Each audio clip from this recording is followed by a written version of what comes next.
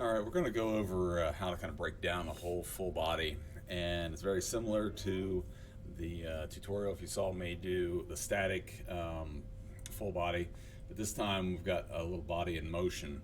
So what we want to do is we want to use that same method, and there's a lot of different varieties of methods, but I just want to kind of dovetail off of the one that we were doing with the static full body, and that is everything's based upon this head. Now, if you can see in my example here, if we divide everything in half, the head is kind of a little bit off center. But what we want to do is we want to measure the body in units of heads, not necessarily feet or inches, but in heads. So if I do that, I can see that this body is about 7 heads high. Now that's excluding the arms. So what we want to do is we want to lay this out initially based upon heads, and you can see here that I've now figured out how wide in terms of heads they are as well.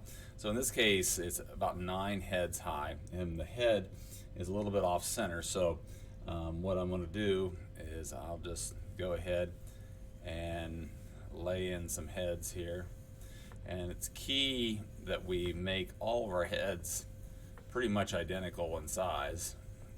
That way it's going to throw things off if it's not. So I've got 6, 7, 8, and 9.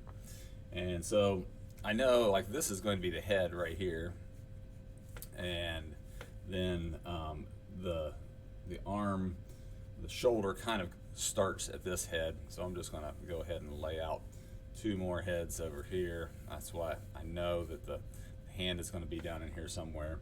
And then we'll just come up here, and we already know that's the head. So we got 2 heads higher is where the kind of tips of the fingers are.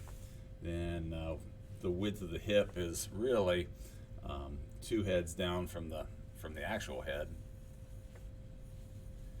And so I know that the hip is over here. Now, so I've kind of got this off center already, and that's where I would want to make those adjustments. I'd probably want to make those adjustments earlier on than this even. But so I know this head is going to be here, and I'm going to kind of tip it and start to kind of try to get this whole idea of where this body angle is. So probably should go back here. I want to get this body angle down, and I want to look at how the weight is distributed. So the right leg is the one that's holding the body up, but the left leg, where does that terminate? And that really terminates right at the kind of the base of the head. So I'm just going to kind of give that center line, give myself an idea of where things are, where the arms are now. And so I need some kind of signposts. So if I kind of go back here, and we'll get to the bulk of the body in a minute.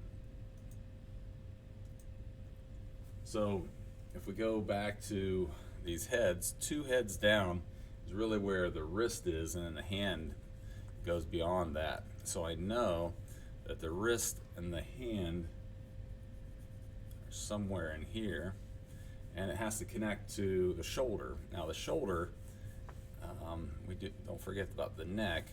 The shoulder is kind of down in here, a little bit lower, kind of halfway down this head. And so really all this is connecting the dots.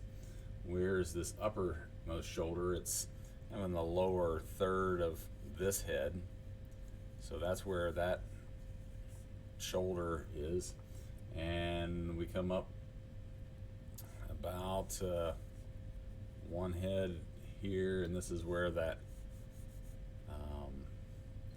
where the elbow, or where the elbow is. And we know that we can't go any further than 2, so there's where the termination of the hand is, the thumb.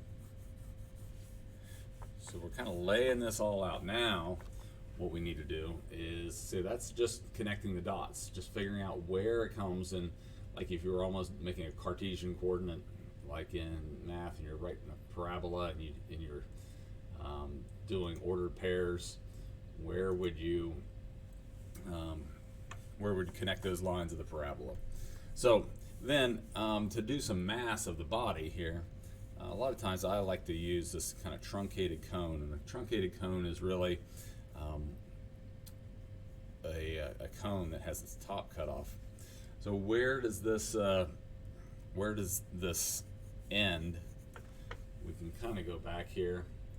I should have probably made an image that overlaid all of these. But really, it's two heads down, or one head down is really where the belly button would be, and then the hips come down, and they're about one head high. And so sometimes I make a truncated cone the other way, or even just another oval. So I know that hip comes, I know the hip comes clear out to here, so that's where I again need to make that adjustment.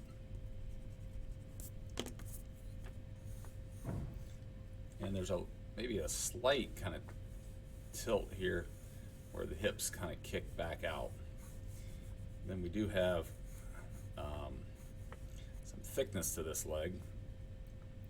And where's the knee? The knee comes about 3 heads high, so we know the knee terminates here, or not terminates, but begins here. And the calf. And we come down here, and the foot is almost a whole head high. So we want to make sure that we're not making this little foot, that it's not big enough. So what we want to do here is to just sketch this out. Now this leg goes behind and kind of appears to end behind this knee, down a little bit below this knee. So we can start to mass in this area. Sometimes it's helpful to put a little bit of the clothing on so that kind of see if everything's going in the right place. And then we've got the other foot here that's really carrying all the weight. So we're gonna lay in some more mass here. We can also kind of lay in where the blouse comes. We want to draw super light because there's a lot of places to mess up. And now anatomy kind of comes into play here. The more anatomy you know, the easier it is to draw.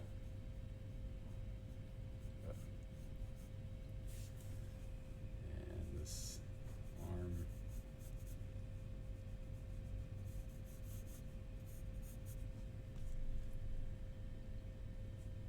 I think I've got a little foreshortening here. We have the shoulders underneath the head, and I guess that's right here. And lay in some of the hair, kind of get that shape of the head. Now this is gonna take a lot longer here. This looks a little high.